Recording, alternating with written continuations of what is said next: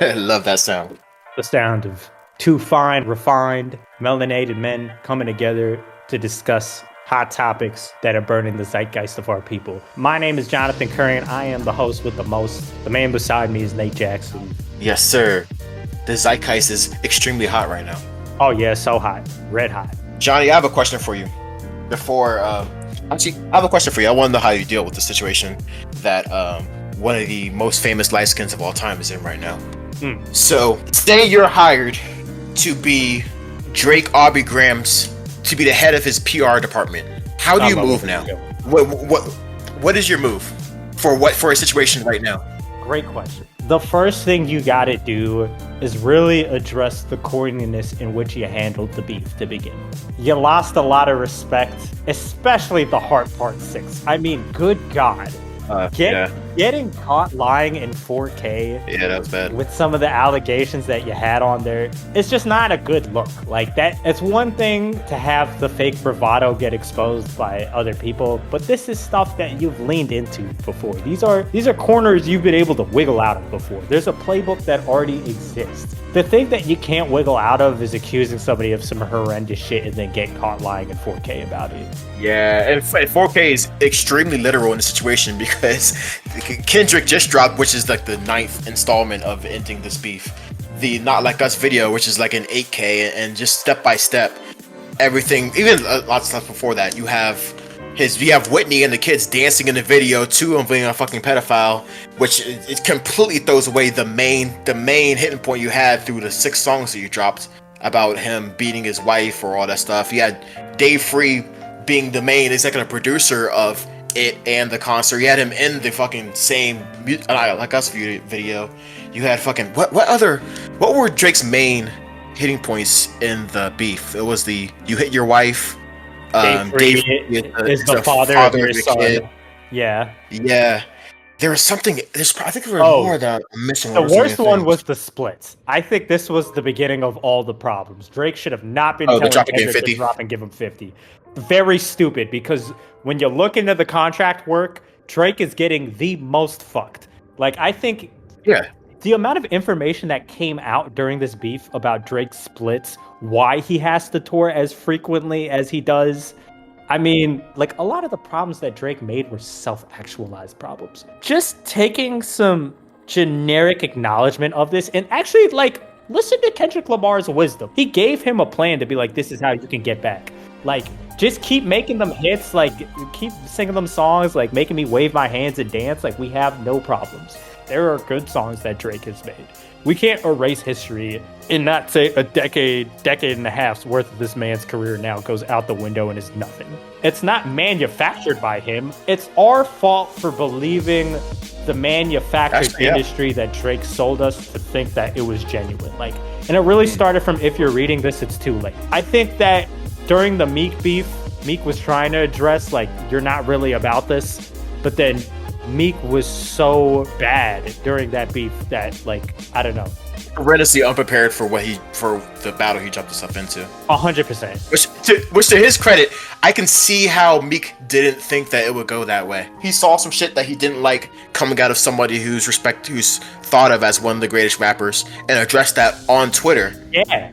And then Drake brought that into the field where it ended up at, which is rap and making music, and Meek was nowhere near prepared for that, and Drake was, and at the end of the day, that's what wins. Because if you think narrative-wise, back in the Meek and Drake beef, the only damaging actual information came from Meek, and it damaged Drake. Was the ghostwriting thing was the only, like, information that was out there that hurt one of them, but he lost the actual rap battle so lopsidedly that everybody only sees Meek as the loser, even though no real information came out on Meek that actually damaged his image. The information only came out on Drake damaged his, but that's how badly he lost just the rap side of that.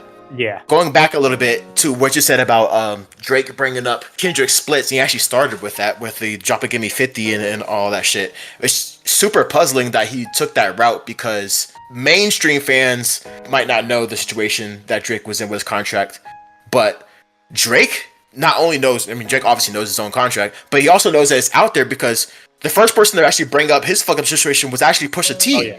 in his beef with Pusha T, it wasn't the big Story of Adidon one that everybody heard, but the original one, I forgot what it was called, that Push put out. Yeah, that was for him and Lil Wayne. Exodus something. It was a Bible verse. That's how you know it's Pusha T. Like, he was getting biblical. And straight to Exodus too. It's like, we leaving this shit, baby. We see you. We're leaving. Me and all the real niggas, they're not like us. We gone. But Drake knew that narrative was out there and still started with that. And the push-ups thing wasn't a narrative, or wasn't one of the narratives that Drake put out there that was, I guess, proven wrong by Kendrick. Kendrick kind of just let that one breathe, because at the end of the day, that's, you talk about Kendrick's pockets, I guess, which only really matters to Kendrick and the people close to him. I don't know how much the public really put stock into that, because Kendrick was never somebody who even talked like he was the richest rapper. He never like was that like I'm living this life guy, like fucking, for example, maybe Ross or Drake or somebody who's portraying a lifestyle that they're not really living. Kendrick was never portraying a lifestyle he wasn't living. He did, so the splits thing and the Drop Game 50 thing didn't really seem like as much of a hit to Kendrick, even if it is true. And because of that, Drake just needs to stay out of this world. Like, to answer your question, he really needs to, at least at some point in time, whether it's through music or like, I don't know, social media, whatever the fuck he's comfortable with, just like acknowledge some form of growth, to be like, hey, some valid points were made. This doesn't have to be who I am. I can move forward. And then after that, you're exclusively Usher. You making music for grown, sexy women. Let me repeat this. You're making music for grown, sexy women. That's what you're doing for the rest of your career, which is great. That's all you got to do is be Usher after this. Well, I have two questions for that. One, when you say acknowledge the actual good points that Kendrick made in the beef, how should he go about that? Should he acknowledge that to the public? And if so, how should he actually go about that from a He's PR already very passive aggressive, so this isn't going to be very hard. Like, you could just show up through like actions or Instagram posts of said actions of, you know, doing some of the things that Kendrick actually said. Yeah. You know what I mean? He did the same thing during Pusha T's beef, where Pusha T was like, you're not even acknowledging that you have a son. And then Drake was like, oh yeah, look at me be a dad. Like, okay, that's great. If that's what it takes. That's a good point. Yeah, exactly. Which is great for Adonis, because Adonis deserves to have a father. Like, win-win-win in my mind. And that kind of killed the heat that was on him from Story of Adidon. Well, not killed, but it dampened it, so it didn't last as long as Not Like Us is, or any of the stuff that's happening now. Because he's like, fuck it, I'm owning it. This is my kid, and you're gonna see him fucking everywhere. My brand is taking care of my kid, so the brand of me not taking care of my kid completely goes away. And he did the exact opposite this time. Instead of actually kind of being like, okay, I see some of your points, instead of saying that this is a weakness of mine, I can turn it into a strength. He was like, oh yeah, you think I'm weak? I'm going to deflect to make it look like I actually am what you're alleging, and then I'm going to make up a bunch of bullshit about you to hopefully make me look less bad. Kendrick didn't go at it the way Drake actually did with Hard Part 6, and he didn't actually like directly talk to Drake about the shit that he's being accused of or anything like that. He didn't talk directly to the public about shit he's accused of. He just showed us through stomping on Drake's grave and who he's doing it with. Yo, the people who he's saying I beef with, they're stomping their grave right with me. You see him crip walking right here in my living room.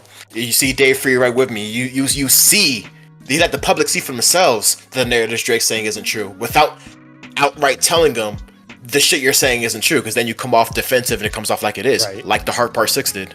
That was just the worst move. I mean, that's how you could tell the ghostwriters had left him at that point. And the worst thing is, on the Hard Part 6, when he's talking about the stuff in Mr. Morales and the Big Stepper, where like Kendrick is talking about in his experience where his mom felt like he got touched, but he actually didn't get touched. And the only reason why his mom felt like that was because she actually ended up going through an abuse situation like that during her lifetime. So she was having a trauma response to her kid, and because Kendrick didn't want to mess up, and he was really young and didn't know what was going on, like, he did say that like something did happen to him, but he didn't even know. He just didn't want to make his mom bothered, and he didn't know what was going on. But he had to realize like why his mom was like that, why that led him to say what he said, and then how that affected the person that ended up getting accused in his family on top of that. And like all of that goes into just generational trauma. And like how you kind of heal that, and like why people sometimes, even your parents, people you really respect, or even your kids, like why they might make certain decisions that might not make sense to you. Like instead of judging them or saying like, oh, this person's being really mean or accusing me of something. You kind of have to understand like why people are the way that they are, what their intents are, like how a lot of this stems from generational trauma. And Drake misses the point completely on the Hard Part 6. And he's like, oh, that's the song where you got molested. Like all of it. Which is so crazy to do in a beef where you already know niggas are picking apart every single line and researching it. You saw what people did. People did whole fucking dissertations on Euphoria, whole dissertation on 16 in LA. You know, you're in battle with the real nerds. You can't jump out the window like that, not understanding what you're saying. When that's the biggest one, but even down to like small shit like fucking B sharp, and that's not even a fucking real note. Like even small stuff like that, you can't do that in a beef with Kendrick, where you saw how people were dissecting. It's damn, and that ended up working so far in Kendrick's favor too, because just the fact that Kendrick and Mr. Morale and all that was so fucking layered and so deep and such a fucking actual, so just far from shallow surface songs like Hotline Bling or shit like that. Not the shit on Hotline Bling. It's good for what it is, but it's shallow, and that's where Drake lives, and that's the whole fucking ethos of what Kendrick's saying about he's trying to mask like he's in this culture that he doesn't even fucking understand, and then he showed us that he doesn't understand. Like, I can't unhear what Drake sounds like without the ghostwriters now. And the Hard Part 6 showed me crystal clear what Drake is like without ghostwriters. He's actually a bumbling, light-skinned, colonizing idiot.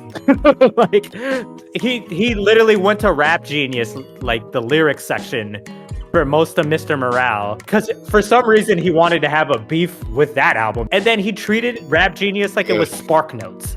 And he was like a kid coming in for an English quiz for a book he didn't read. Yeah, that's. And I'm like, bro, you created a situation where your whole career was going to be staked off of this. You cannot treat this like it's Spark Notes now. So Kendrick knew exactly when Drake's final nuke was going to drop, which is Family Matters. He knew that Drake put all this fucking investment into this. He knew he had this 6-minute long track that's supposed to be the bomb end of the whole thing. He knew he shot a video for it, all of this. So you knew that Drake thought, once I drop this, it's over and I won. And Kendrick had the plan of stomping right fucking on it with fucking Meet the Grams 16 minutes later. And so Drake dropped the Family Matters, fucked off to the Barbados to do what he thought was going to be his victory lap. And then Kendrick's like, nope, I'm prepared. Drop Meet the Grams. And then that put Drake in a situation where, oh fuck, I unloaded my clip. I'm no longer prepared. I'm in a different island. I don't have the usual fucking team of ghostwriters and the time to really put this together. Family Matters, he probably was working on that for months, years, because he knew this Kendrick beef was going to happen. He wasn't working on anything past that, and Kendrick knew that. So dropping Meet the Grams right on it, stomped on that whole entire momentum of Family Matters, and then put Drake in position where, all right, now you got to work on the fly. Now let's see what you really do, and that's how you get the Hard Part 6. That's how you get him without his ghostwriters. Like I said from before, it starts and it ends with Drake actually coming out of this with some self-awareness, because the reason why he got into this situation is because he had none. All of the angles he chose were the wrong angles, because he was not aware of what would be strengths on his side and weaknesses for Kendrick. And then secondly, he was not aware about protecting his own weaknesses. Like, this goes back to self-awareness as well. Drake not having self-awareness as a celebrity to say, like, this is how people could have leverage on me, what would my response be to that, is just not smart. And I think the reason why those weaknesses were not getting poked at is because Drake is part of a larger music machine that kept him quite insulated, if you actually see how his contracts are set up. I mean, Lucian Grange makes so much money off of him, which is Universal, and like Universal's not going to let their top hitting artist get hurt.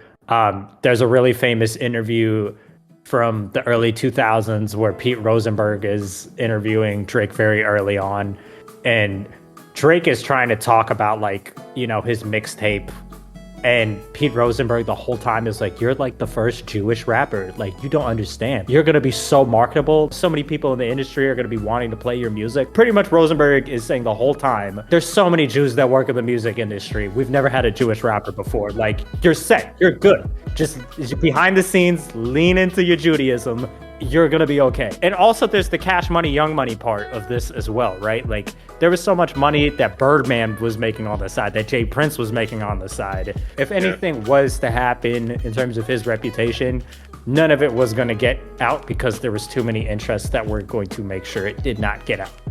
And I think a lot of celebrities get to cruise like that, and they never get exposed ever. And Drake didn't have to get exposed for any of this shit, especially some of the stuff I think we'll get to later, because I want to ask you a question after this. We all objectively recognize this is an L on this part. What you can do when you face a loss is actually dust yourself off and say, I can learn from this and evolve. Or you could continue to live in the past and keep posting Instagram photos of you wearing a shirt that says rap is a joke. Now, rap is a joke for you, and that's why we're all clowning. You could take Kendrick's advice and be a 37-year-old man and be like, okay, like I look back at my life and admit that I've had mistakes. I think it's of the utmost interest to artists that want to survive, who are in their late 30s and early 40s, to like look at people who are successful artists in their 50s and see what they did while they were transitioning. I was just about to say he should speak with Hove. He should speak with 50. He should speak with all these people who have actually aged through the shit. 50 would be genius. No, exactly. Even like outside of what he could learn from, just branding wise, putting yourself with those people, because those are people who, one, have gained respect in the culture of hip hop and kept it for decades, whereas like those are the only cosigns that are going to actually like help you be more respected through this, and actually help show that you are taking some of the hints of what people are asking from you after this Kendrick beef and after all the bullshit that came to light about who you are and your values and shit like that, without actually even having to lay that out. Because I don't know if he has to like make a press statement like, yo, this is what I care about these days, but you gotta show that with the people you're around almost, if you're a public figure like that. And I think keeping yourself around those kind of people with 50, Hove, I can't think of more examples of people who have aged through hip hop and kept that stature. Right, exactly. And if you can just do this, and then once again, I cannot emphasize this enough. If you do what we just talked about and make grown, sexy music, like music for grown, sexy moms, like women, like you gotta be Usher. Like, you know what I mean? And that's very different than the music that Drake has been making. Drake has the ability to make grown, sexy music. Like, that exists. Like, Fire and Ice exists, right? We know he's capable of doing this. But most of his music, especially recently, has been catered towards the younger generation, which is horrible against them, considering the allegations. The one thing you cannot do is go back to making music like the music he's made for the last two albums. Certified Lover Boy. No, you definitely can't. Even though there was some stuff on More Life that's a little. I know More Life is more focused on like the Afro beats and everything sound wise, but like content wise, there's some shit in there that does not look good with this context. You got to go back to like So Far Gone. Like, if you think about it, Drake at that time was like a younger teenage, young 20s guy trying to get at video vixens from the 2000s. Like, his music back then, which I would say is the peak of his music, I think you and me agree to this, like the early part of Drake to me is the best music. Yeah. That was catered towards older women that Drake had no business getting with to begin with. Like, oh, a wheelchair Jimmy from Degrassi, I'm transitioning into rap. Like, let me go see if I can mac on Melissa Ford. Shit like Closer, A Night Off, songs like in that. I forgot about that. A Night Off was a hit. Closer was a hit too. Yes. Brand new. Yeah, him and Low Frequency. Brand new. Oh my god. Oh no, those are legitimately great songs. Exactly. That's interesting you say that too, because his exact playbook for the past like 5, maybe even 10 years is what's shooting him in the foot now. His entire thing was stay young, figure out how to keep with the fucking teenage and early 20s crowd and figure out who they're liking next and jump right on that as soon as you can, so you can stay in the fucking 17 to 25-year-old crowd, because that's the crowd that decides what's hot next. And he's pretty much committed to that being how he aged. And to his credit, it has worked for him for a very long time. But it might be time, like you said, for him to learn the opposite strategies that some of these more successful rappers who have aged in rap and still remain somewhat relevant have done, which is figure out how to make music for the older crowd, like what Hov has done. I'm gonna go listen to this after, bro. That shit was a vibe. So yeah, and lean into the R&B stuff too. Like he's an amazing R&B talent, and he doesn't have to be this rap guy if he doesn't want to be. Like he's really leaning, especially into the fake gangster rap type of shit. Like you have. Literally, he says it best on a song. I'm a J Prince investment. Yeah, investment. You're a J Prince investment. You're not the guy pulling the trigger. Yeah. So please cut that out. If you're reading this too late stuff, that all has to go. Like that's got to go in the bin. You can't do that anymore. You got to cut that out, and you got to stop making music for young teenage girls and understand when we're talking about records and stuff. This guy's like a 15-year veteran. Like we're talking about like a 15-time All-Star. This dude's like Kevin Durant. You know what I mean? You don't have to prove yourself to an 18-year-old you can hoop. And LeBron. You know what I mean? Kevin Durant doesn't have to show up to NBA Summer League and lace him up to prove to the fucking rookies that he's good at basketball. You have 15 years worth of fandom after you. You have a solid base. You can work and age with that base the same way all the other great R&B legends and pop stars before you have done that. Like, I cannot emphasize Usher's career more. Like, Usher, to me, has an amazing career that a lot of artists, especially Drake's position, should try to emulate. Like, not a lot of people can achieve what Usher was able to do, but Drake is actually in one of those few positions where if he can just actually man up now and like show awareness, his haters will let down on him because the only thing we've been trying to see is growth. That's the only thing Kendrick's been pushing you to do. Stop messing with these teenage girls. Stop trying to like pop perks and actually raise your fucking kid. Have some form of acknowledgement around that, and it don't even got to be long. You could still do the passive aggressive Instagram shit, but then after that, just transition into like this Las Vegas residency. I'm gonna be an R&B legend. Like I'm trying to go for the BET Legacy Award type of shit. Anyways, so Nate, you asked me a question. I gotta ask you a question. It's about the same topic though. Let's get it. Is Drake a pedophile? And if he is, what should we as a culture, as a society, do about it? I think there's two different conversations.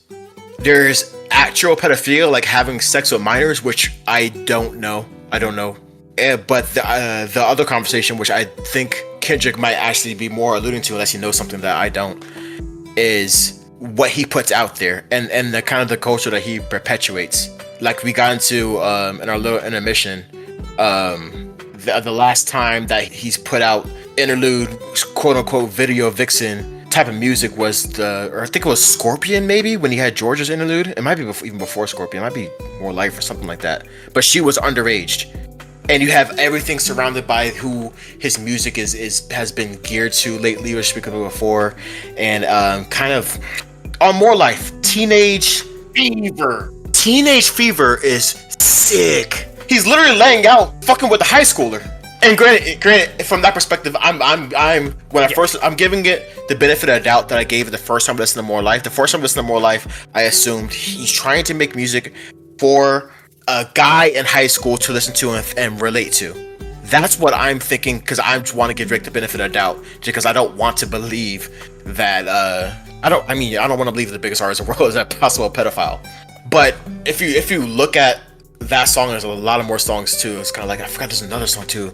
There's a lot of lines like High School Picks, You're Even Bad Then. There's a few other ones. If amazing was a young girl, I'd be fucking amazing, or something along those lines. He's put so much out there that's specifically talking about fucking with young women and damn near high schoolers, and actually talking to a lot of people who are younger age, and in like a sexual context. I don't mean that like the shit he has going on with like Millie Bobby Brown, but I mean like shit he has going on with Georgia Smith and a few other like actual like younger artists or Instagram thoughts or video vixens who he has around.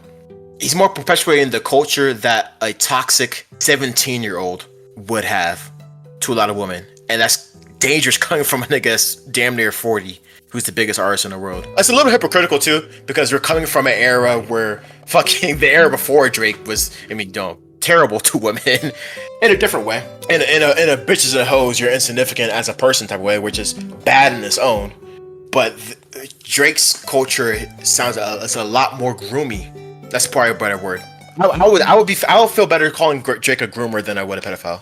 Right, I totally agree with that. I think Drake is a groomer. I don't know if he's explicitly a a pedophile. We don't have the evidence of that, but I will remind you and the audience of what was alleged during Meet the Grams. I'll just kind of read this out real quick.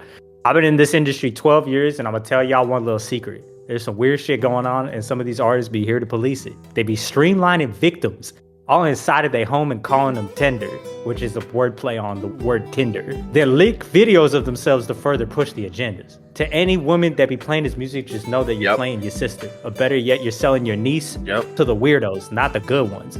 Cat Williams said, get your truth, so I'ma get mine. The embassy about to get raided too. It's only a matter of time.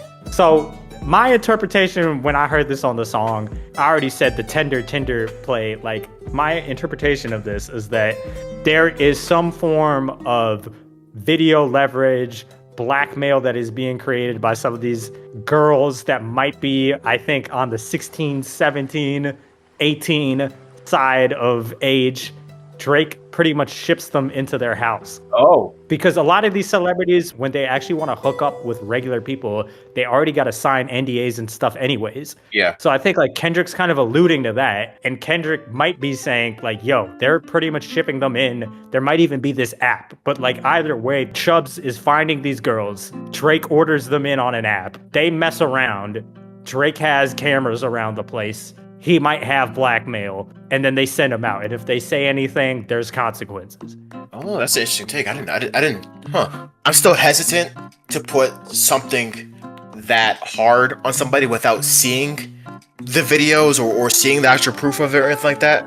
So that's why I don't call him a pedophile. That's why I would only agree with you to say that he's a groomer. But I also do think Kendrick is alleging these things. Yeah, because when I hear those bars, my mind still goes to the culture he perpetuates and how he markets his music to the 16 to the maybe early 20-year-olds, but also selling them a life that's hypersexualized towards men that are more Drake's age. Where I would think, actually, damn, I didn't even put this fucking together, which I don't know how I haven't, because Kendrick literally named his first diss track Euphoria. But the show that Drake's executive produced on Euphoria is kind of a perfect example of exactly what I think Kendrick is saying. Euphoria is the show, is the king of perpetuating a culture of hypersexualization of underage people. That's kind of the one main gripe of the whole show. That's why I couldn't watch it the first time I watched it, and then I did it again, and so the show actually is quality and good. I just had to do mental gymnastics in my brain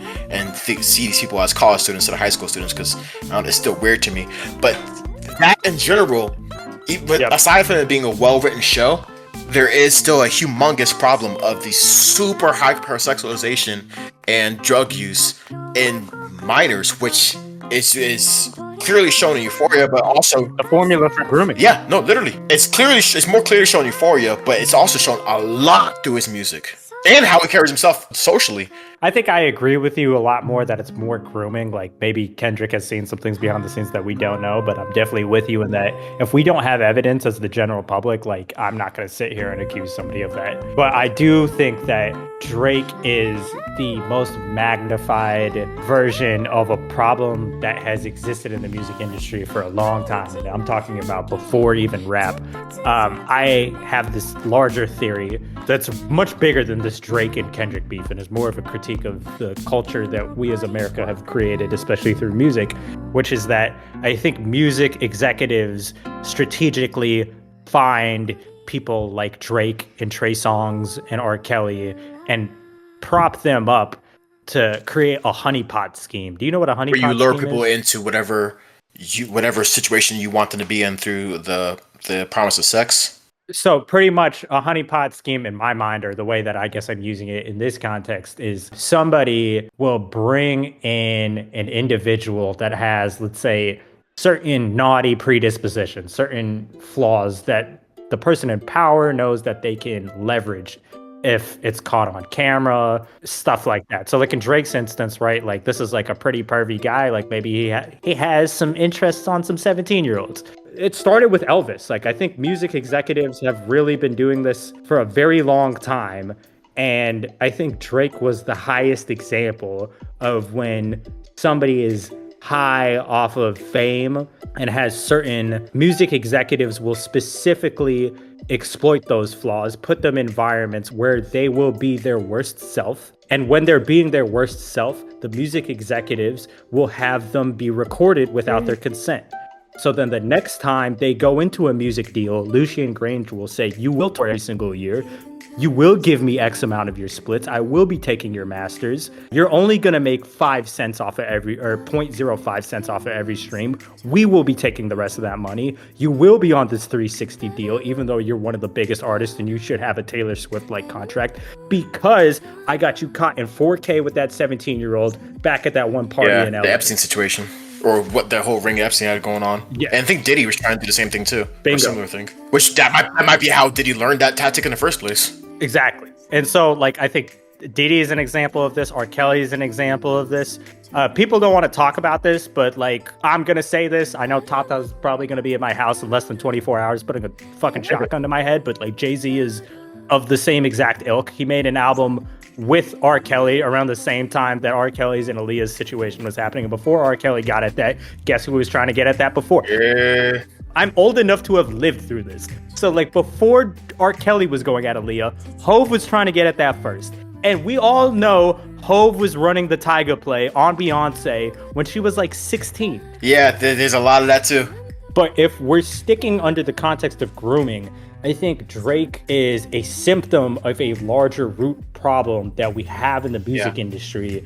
And I think all of this anger and vitriol that, like, I don't know, the OVO camp has towards Kendrick, or like the West Coast camp has towards OVO, I think both of these people need to come together and unify their hate towards Lucian Grainge and these music executives that are specifically choosing to create troubled people into industry plants such that they can create honeypot schemes to really just treat them like modern day slaves.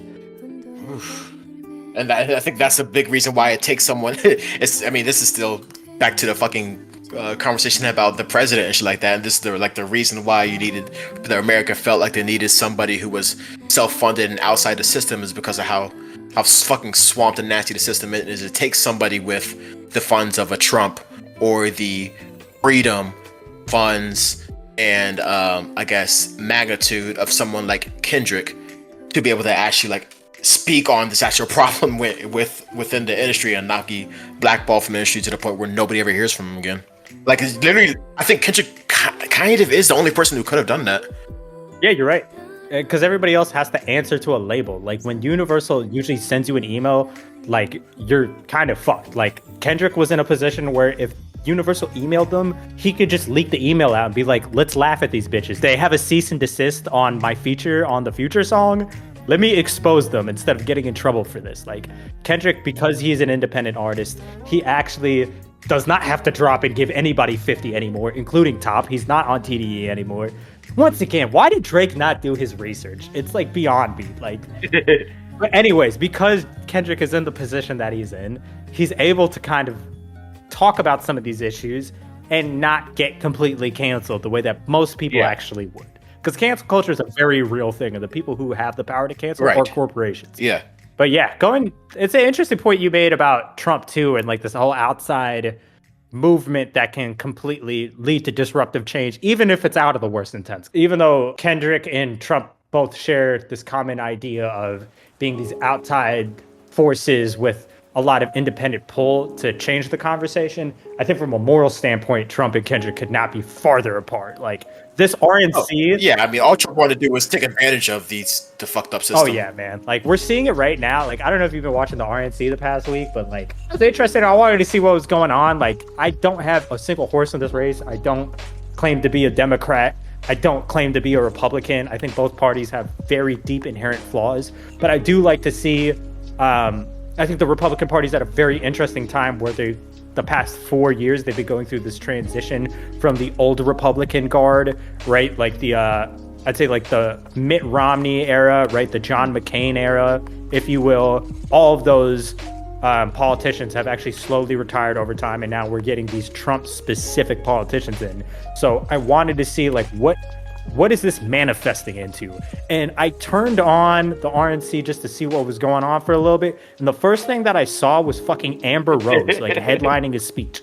And I was like, oh my God, these guys are fucked. They've gotten so far away from the plot. Like, yeah, bro, you have a porn star speaking at the RNC, and then you have a Christian pastor coming on like right after to be like, this is the party of Jesus. This is the party of Christian conservatism. Because they do this every RNC. They've been doing this since Reaganism. They're always like, we're the party of law. We're the party that respects police and knows that criminals are criminals. And they tried running the same spiel this time, but it's like you're trying to elect a felon for the president of the United States. Early. So it's like they're not having the awareness that they're trying to run the same playbook from the old guard, but are still trying to shove in these like newer, weirder, controversial aspects. It's a weird meshing. Like, I'm wondering how this is going to shake out because, you know, prior to seeing that RNC, I really felt like Trump has had this election in the bag. But then walking out from that and also looking at polling data and seeing people actually like talk in real time, there is, and nobody talks about this, not even the media talks about this, there is a certain section of Republicans that are actually never Trumpers that I saw voted for Nikki Haley during the primaries that said that they would not vote for Trump in this election and would actually vote for Joe Biden. Oh, wow. Which is insane. And that's why the polling data actually has them two closer than they should be, because we all know Biden is like too senile to run for office for another 4 years. And also some of his policy has been a bit suspect. It's weird. Like, I thought heading into this RNC, like, this is going to be the nail in the coffin. Like, they're going to be on cruise control for the next 4 months. Then I walked out of that being like, this weird transition that they're going through is not happening smoothly. Like, we have Matt Gaetz trying to fight Kevin McCarthy on the fucking floor and then running away like a pussy. We have Rudy Giuliani like fucking falling on himself and eating shit because he's hammered. We have a porn star headlining a speech right now, and then we have to listen to a bunch of people say that they're the party of law when they're trying to elect a fucking felon. By the way, half of which are his fucking kids. And also, there's several recordings of J.D. Vance openly shit-talking Trump, and then Trump saying about a couple of weeks ago, like, yeah, I might consider J.D. Vance for my VP because he kisses the most ass, like something like that. Like, he sucks up to me a lot, so like we might take him. You know, I think both of these parties and the media at large always likes to say that the American voter is pretty dumb. They're pretty uneducated.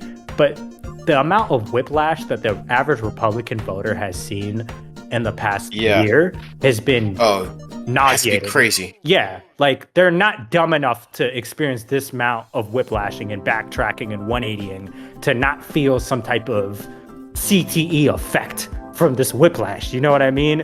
There are some people that I think that there is a media narrative that Biden is actually set to lose. And I think because of what Trump is kind of doing right now with the RNC, if they don't have a plan to keep things entertaining, I'm talking about the Republican side, in the next 3 months, and let me be honest with you, I don't think the Democrats are very happy with Biden, and I do think they're actively right now trying to put Kamala Harris in. And me personally, I would vote for Kamala Harris right now versus Trump or Biden. Not saying I like Kamala Harris. I'm not saying that she was a god-awful prosecutor, put a lot of innocent people in jail for marijuana crimes. Now, she did a good job as a senator to expunge a lot of these records later and tried to do a lot of retribution through policy later. I think it's up to the people to judge whether that evens her out or not. The media is really trying to say like, oh, you know, she polls a lot better. She's going to do a lot better. And my personal opinion is this. I would personally feel better if Kamala was the nominee because I think she is such a good prosecutor. She would tear Trump apart, and all of the issues that Republicans complain about Biden for would suddenly become very aware within the Republican Party because Donald Trump is just as old. He's just as nonsensical. Yeah. It would be an Uno reverse card if they switched out Biden with Kamala at the last moment. And also, like, let's be honest, American politics is the Colosseum. It's like the Roman Colosseum.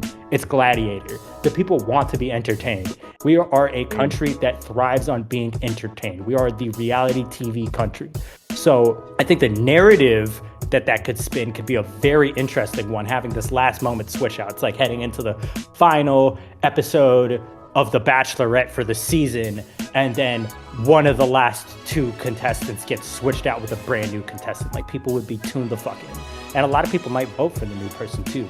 But what I think a lot of people aren't considering is that there could be this section of independent voters, right? These people that voted for Nikki Haley, like these people that are actually like neocon, old school Republicans that see Biden as more closer to the ilk of their era than what Trump is, and would actually be comfortable voting for Biden. But if you switch, Kamala is too.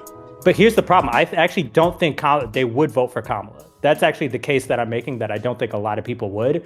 And here's why. This country it's always been, I'm not going to say inherently racist, but they've always only been accepting or more initially prone to voting for white men, like white cisgendered men. Yeah. So I think literally because Kamala is new, she's a woman, she's half black, she's half Indian, there would be a lot of people in the Midwest and the South that would not vote for her. The same reason why, you know, a lot of these colored Republicans in the primaries did not end up winning even a VP role or an ambassadorship role yet in the Trump candidacy. Nonetheless, the Republican primary presidential candidacy itself, right? I think that. See, I feel like that hurts her so much too, because exactly that's because that working against her as far as the middle of America, who probably usually votes red or more central red.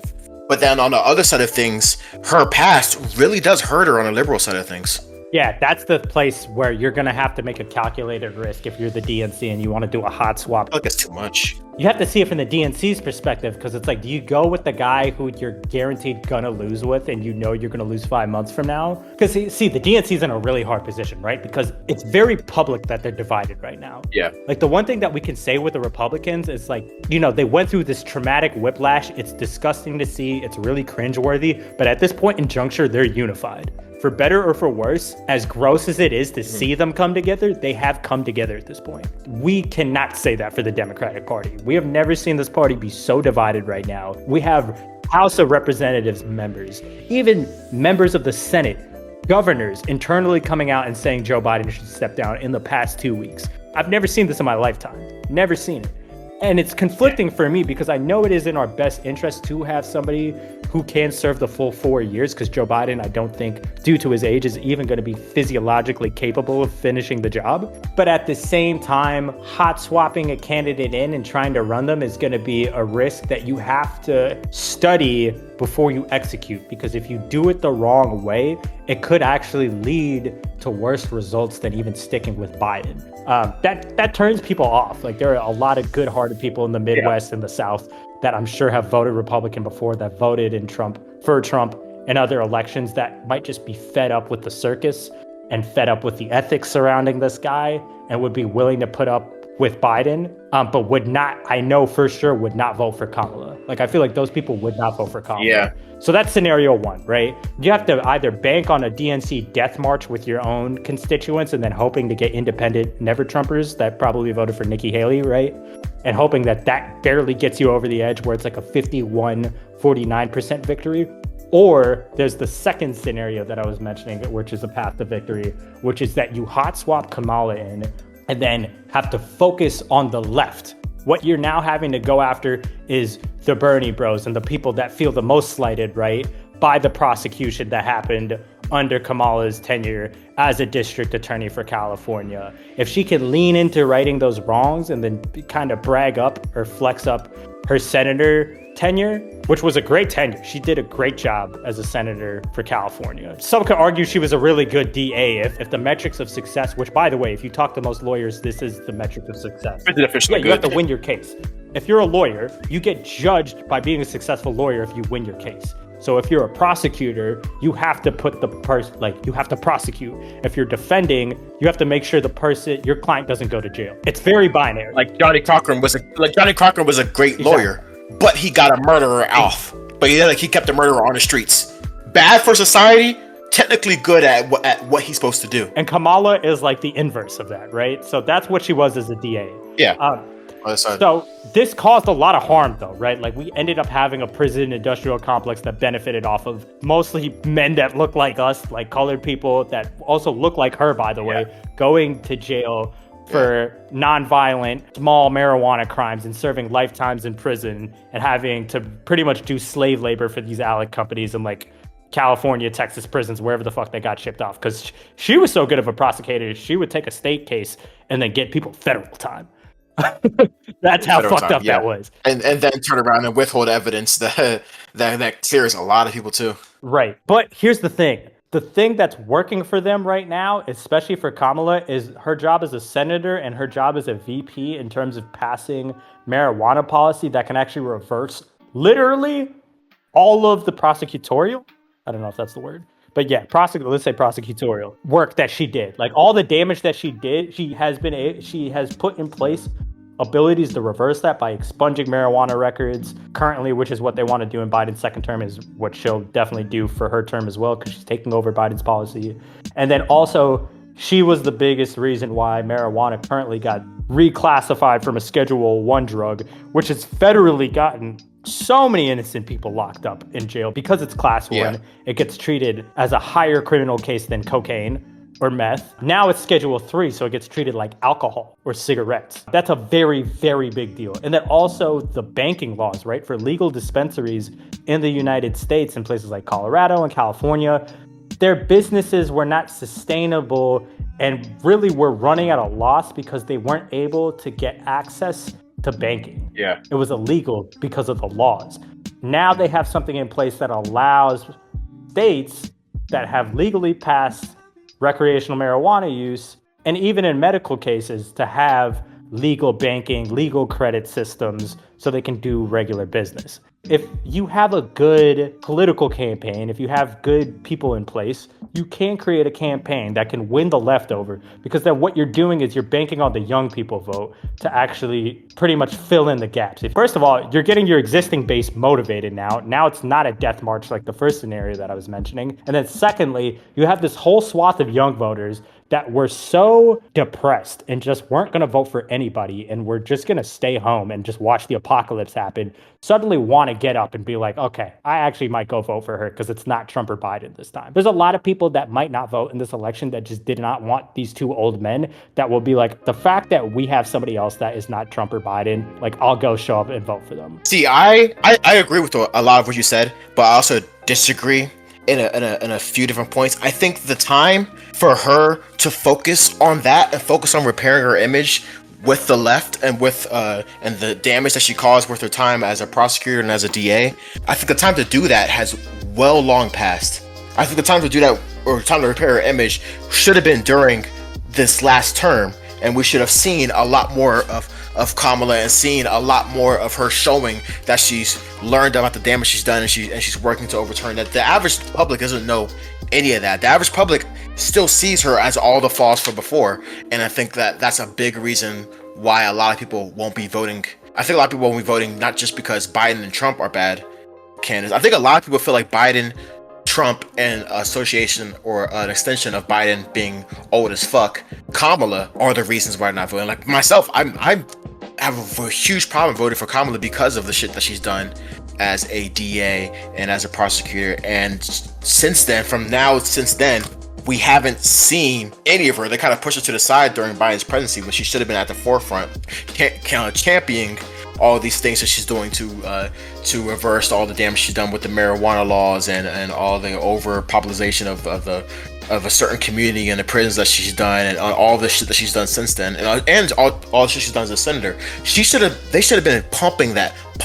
They needed you actually as our PR team during Biden's fucking first term, because they should have been pumping that narrative, repairing her image on the left. So if they do get in situations which we are now, because there's zero way that the Democratic Party didn't see this as a possibility. They saw the cognitive decline in Biden well early in his terms. They knew that this is a possibility. You have to repair her image in the left through the first term, so that if you get the situation where you have to switch her out so late in the game like now, you're not fighting two different battles. Then she could focus on picking up the middle of the ground people who usually would vote red but have fucking lost their faith in the red because of the bullshit Trump's doing. She could focus only on that area and pick up all the fucking middle of the road people during the 5 months to the actual election. She wanted to worry about the left. If she swapped in now, you have people on both sides with extremely negative visions of who she is. And I think that's too much to fight in so little time. Because in the past 5 years, they've put her so far in the back. Yeah. Ever since they saw like, oh, people might not like Kamala as much as we thought she did during the Biden's election. They pushed her to the back so she couldn't do shit for her image. And now, if you swap her in now, it's just too many losing battles you're fighting at once. You're right. If they can take care of the left, which they definitely could, because like I said earlier, the left, especially when the opposition is Trump, the left will generally vote blue. Yeah. No matter what. Especially if they feel like whoever's still in the battle for red is a threat, which everybody on the left feels like Trump's a threat. It's easy. Just repair your image. Just make it so they don't all see you as a threat, because I feel like this election is drastically different from every other election where we've seen that pattern, because so many people on the left have lost so much faith in the Democratic Party that I feel like this might be an election where people are like, oh, you know what, fuck it. I'm not just voting blue just because. I'm voting nobody because I hate all of these. Right. Yeah. And so they got to take advantage of that, and they don't really have a lot of time because they're heading into the DNC in the next week, so they have to do this hot switch now. And like, you're right, Kamala's completely on the back foot, and it's gonna be really difficult to win a lot of people over on this completely. I can see a lot of people opting out of voting for her because of that, especially the Nikki Haley primary voters that we were talking about. Because she's also a half black, half Indian woman. I don't think a lot of people are comfortable with having a woman for the president of the United States, whether they want to admit it or not, or a person of color. Nonetheless, like a full person of color, like not even a little bit of white. Like at least Obama was half white. Like Kamala there's no white. So I think like if you were saying, if you weren't able to shore up some of this stuff about her image such that you could win over the left, so you could focus on the people in the middle, it might not be realistic, but there's one other angle that if they do go down this road, they need to really take advantage of, which is that we were talking about the Drake beef, right? Like Drake got out of the Meek Mill situation and certain other things by leaning into the things that people would make fun of him for, right? Yeah. Kamala could kind of do the same thing because she's an all-time great prosecutor. And Trump, in terms of a criminal record, is like barbecue chicken. So this is like the Olympic USA team fucking facing Lithuania in a game of basketball. Like this is literally the perfect matchup for her. This is her getting easy dunks, easy layups. You know who loves shit like that? Fucking Middle America. Twitter. All they're asking for, and the main thing that Middle America and a lot of the right, what they want in their president is fucking strength. And one thing about Kamala, she can show strength. Yeah. She can elude that, especially if you get her in a prosecutor bag against Trump. She can show that shit. And I really feel like she can pick up a lot of those Middle America people who would be hesitant to vote for her, because she said before, outside of her just being on the left, her being a woman, Indian, black, all that's working against her as far as Middle America is concerned for initial I guess impressions. But if she can get up there and tear Trump apart, and a lot of people do feel like Trump's a criminal, and that's why they're kind of hesitant about voting red like they usually do, and she can get up there and show strength and really combat it and make it a show that she would win, she could pick up a lot of those votes. Yeah. If she's free to focus on just that. But I think it's too late for her to be free of that, because she has so much damage control to do as far as her regular voters on the left. The window was like, in my mind, starting like 3 weeks ago. Like this needed to start 3 weeks ago. Like starting now is really, it could potentially set Kamala up for failure if you have to do this. And like, we already know how the path of going down with Biden's gonna go. I named the one very slim, unlikely scenario where that happens, where there's so much Trump distaste that independent voters are like, I'd rather choose a fucking senile carcass over this man. But it's very unlikely, right? I think the Kamala case, if there was enough time, is a lot more viable, but that causes a lot of people who are taking courage now very slowly to have done this work a couple of weeks ago to get to the problems that you and me just outlined right now. Yeah. Because Trump is, outside of the RNC stuff that we talked about, has ran a very strong campaign by just letting his opponent fumble on himself. And like Trump was really about to moonwalk into this White House by just simply letting Biden kind of own himself. Yeah, exactly. Straight up. The consequences are huge, though. I will end it on one note. Something that I care about personally heading into this election, not to sway like people on like who to vote for or what. But I am a single issue voter. I think coming into this election, the most important thing for me is the most important problem that we're going to be facing as a country for the next century. And it's the thing that none of the media outlets want to talk about because it feels like an unsolvable, ever-growing problem. And that is our U.S. government debt and deficit. Within the past half a year, the United States has actually downgraded their credit score in the international banking community. We're no longer AAA rated. We've actually downgraded because our debt has gotten so bad between the COVID spending, between Trump's tax cuts that were executed in 2017, which, by the way, is the most important thing in my mind. And like I said, this is my single issue. This is the thing I wanted to highlight to the listener. The tax code is up for renegotiation in 2026.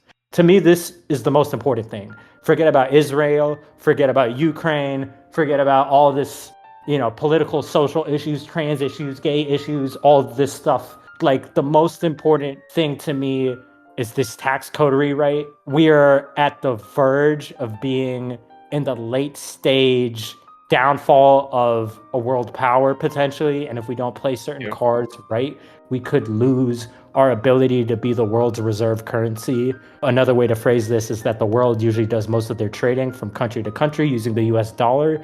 If we get off of that, we will slowly be on a downward spiral to no longer being a world power. If we want to remain the United States as we know it, it is very important that we keep ourselves a good financial standing. Right now, our debt to GDP ratio is 97%. That is extremely troubling. We are 3% away from saying that we spend most of our money servicing debt than we do actually using the fucking money for anything. So how do we get the money back? Because we already spent a lot of fucking money between the Federal Reserve.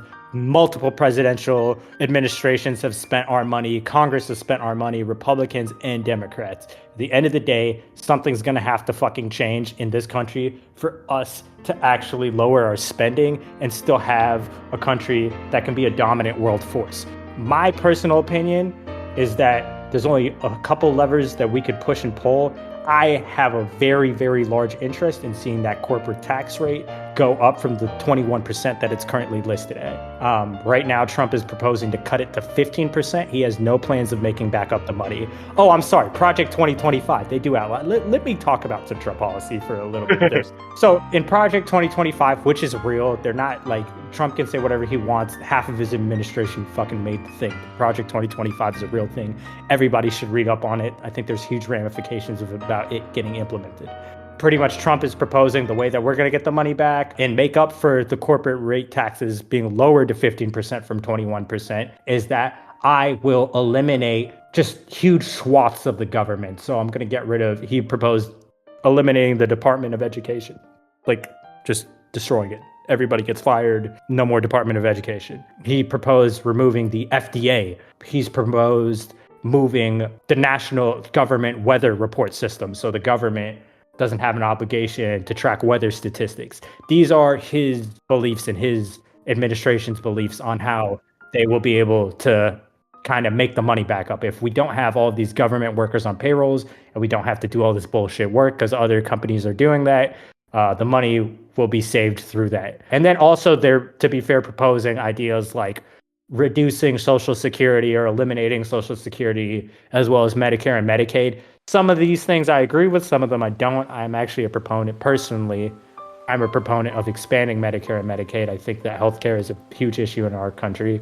We spend more money per capita than any other country, especially developed country, and we have far worse return on investment. Yeah. But I also think that Social Security is a dying effort. We literally will run out of money by 2032. I think it's factually a dying effort at this point. Yes, it actually is. They've literally told us on this date, we will have no money, so nobody can get Social Security anymore. So why am I, as a 29-year-old man, paying into a system that I'm never going to get any of my money back from? No, for a fact, yeah. Sounds like I'm getting robbed at 29, personally. So right. That's why I want to be very neutral about this. I'm not trying to tell you, like, you know, the Republicans are all wrong about everything. The Democrats are all wrong about everything. There are certain parts of these things that are good and bad. So I'm with the Republicans potentially on eliminating the Social Security part, but I'm with the Democrats when it comes to raising the corporate rate tax. And that one, to me, is the most important part, because during the Obama era, it was at 35%. So imagine how badly our debt ballooned because we just simply said, all corporations. Jesus. We're going to take 14% less tax revenue from you guys. So Amazon, think of how much money Amazon made in the past. That's the biggest hit. Yeah, right? 14% of Amazon's tax revenue that we did not get. And then you wonder why we have debt problems. Like, I don't know. Does that get made up? Does that get made up with the taxes from everybody else paying? No, that's why we have debt. That's why we have debt.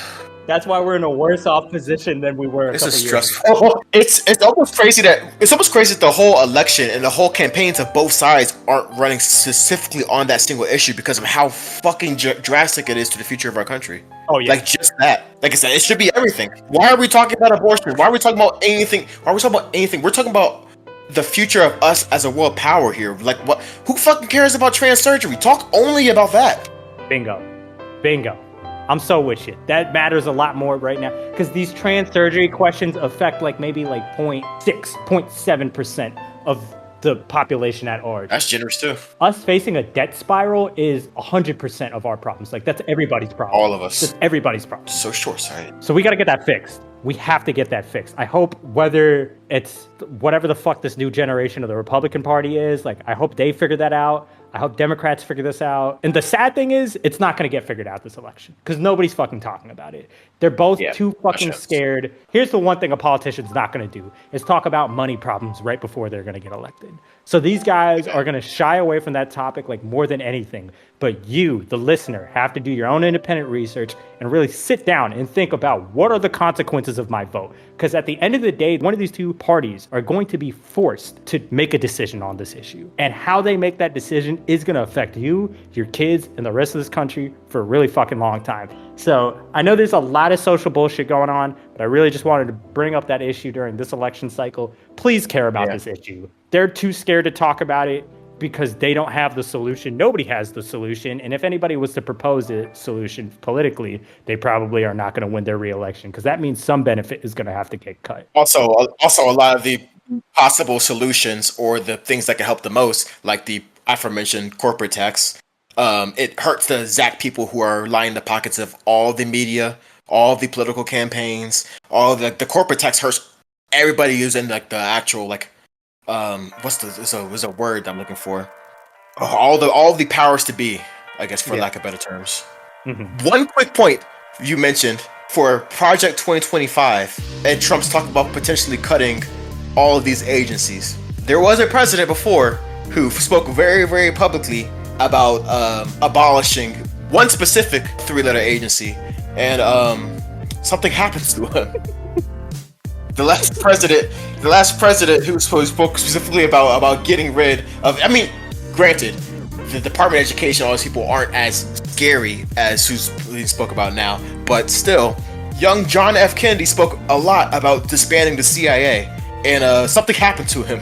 Yep, he's no longer with us. Also, something happened this past week to somebody who's talking about getting rid of significantly more of his agencies in 2025.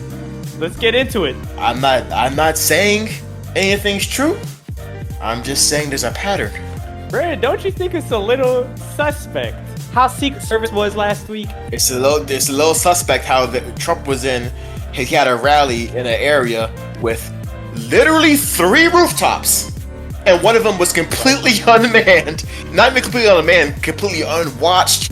This guy was able to climb up the ladder to it, set up his rifle, set up his tripod, get a clean shot from 150 yards away, and miss by the grace of fucking God that Trump turned his head when he did, and 2, literally by a millimeter from going through his brain.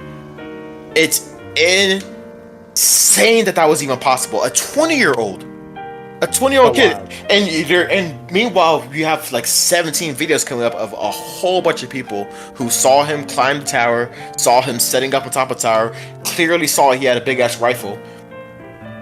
Multiple people alerted authorities, multiple people alerted Secret Service, and nothing was done until he had multiple clean shots on Trump. I don't know. So strange. I don't know how. I saw from a lot of people, past people who used to be in Secret Service and stuff like that, and speak so fucking adamantly on how impossible it is for someone to go through even a day of Secret Service training and have that be the outcome. There's so many people there quote unquote have experience in being Secret Service stuff. It's impossible for that to happen for so many different ways. There's 3 rooftops and one of them is secure. You have rallies in the middle of DC where in every single rooftop, that's a populated city where there's so many vantage points and they have all of those covered. You have a former president, someone who was a former president already, running for president again, with 3 rooftops and one of them is completely unmanned, completely unwatched. It makes no sense. Absolutely. It's also what happened like after the shots went off, right? Yeah. When Secret Service is getting Trump back up, they're allowing Trump to have a whole photo shoot with his fucking head wide open. Wide open. They have not confirmed that there are other shooters around. Not at all. There could be other threats in the vicinity. All the Secret Service are 5'3", not covering shit. Right, not covering shit. His head is wide open. Trump's like, I'm a little thirsty. I want some shoes. If there was literally anybody else working with the first shooter, Trump's dead. Yeah, dead. Easily. It was just very strange how not only botched the preventative steps were, but how ineffective the response was after. That part is really confusing to me. It makes no sense. I almost refuse to believe there's that much negligence in the Secret Service. Overlooking one thing is one thing, but it's almost like it's almost like the fucking Epstein suicide deal, where how like they try to sell a story that Epstein hung himself, but like coincidentally, the 2 people who was guarding Epstein 24/7 both went to go pee at the same time, and conveniently the cameras turned off at the same time, and conveniently his cellmate, who wasn't never supposed to even have a cellmate, was led into his cell at the same time, and all these other coincidences were like, this is way too much happening at one time for this to not be something bigger. And it's even magnified 20 more times with this thing because there's 30 different things that went wrong. Yeah. At the end of the day, you kind of implied this, I'll explicitly say this, like the CIA has a huge vested interest in who gets picked as the president of the United States. That's why JFK is not alive, because he did not want the CIA to be what the CIA is. Right. The CIA runs the government from the outside in. It's very non-conventional, but it is what it is. I do think maybe the CIA, I'm not saying the CIA like consciously wanted Trump to get shot. I'm not implying that. I'm not insinuating that. But what I will say, the CIA would prefer to be empowered, and Trump was the only president since JFK to ignore CIA reports, ignore CIA decisions, and do what he wanted to do. Every other president since JFK shut the fuck up and listened to what the CIA told him to do. Ooh. Every single one. Yeah, that's interesting. Especially going into what the climate is internationally for the next. It's going to be for the next 4 years.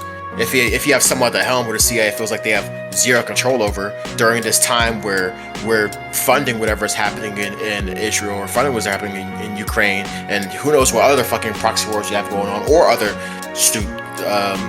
situations we have going on, other governments that the CIA runs fucking daily that the public doesn't know about.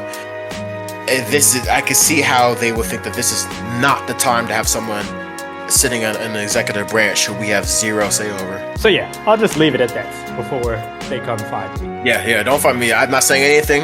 If anybody from the CIA is listening, or our designated agent, I want you to know I appreciate the hard work you do. I agree. All these governments need to be overthrown. I agree with you, CIA. None of us should have any power in how our own government works. Yeah, you're good. Don't kill me. Yep. That will hopefully bail you out. Hopefully that'll bail both of us out. I feel like Tory Lanez after this episode gets recorded. I'm about to get hunted by Rock Nation, the fucking CIA. Yeah, we're cooked. Yeah. Anything else you want to talk about, Nate, before we close this thing out? I think the real interesting election is going to be the 2028 one. Yeah, there's a lot of things changing here in the next 4 years. It's definitely feeling like the dawn of a new era. Hitting that age threshold where the people in power are quite literally too old to lead. So we have to, like by force. That's good for us too, because we get to actually invest this is gonna be interesting. In the new age of politicians early this time. Where a lot of people who grandfathered in, like literally grandfathered in, the Bushes and the McCains and the Biden and Clintons and all these people who have been ingrained in politics for the past 50 years or whatever, before we get to learn even a single thing about them until we have the actual freedom of information flowing through the internet. Now we have the younger class of fucking the Buttigiegs and all, that class of people who we get to invest in early in their career, and I'm a little excited for that, depending on how much influence we can actually literally have on these politicians. Yeah. And even politics aside, like I think that's happening everywhere. Like I'm already even noticing this happen in sports. Like we're heading into the Olympics right now. This is like LeBron's last Olympics. Yeah. I think it's already started with football because like Patrick Mahomes is going on his run. But generally, I'd say even in sports, like I don't know if you guys watch like international football, like or soccer, I guess is what we call it in the States. That's a whole dawn of a new era too, because like you know with Euro Cup, Spain, they have like these two teenagers that are going the fuck off. Mbappe's in Real Madrid. Like it's Messi with that injury and stuff. Who knows if his career is going to be the same? Ronaldo, it's already kind of a wrap for him. So we're getting a new generation of, you know, soccer players.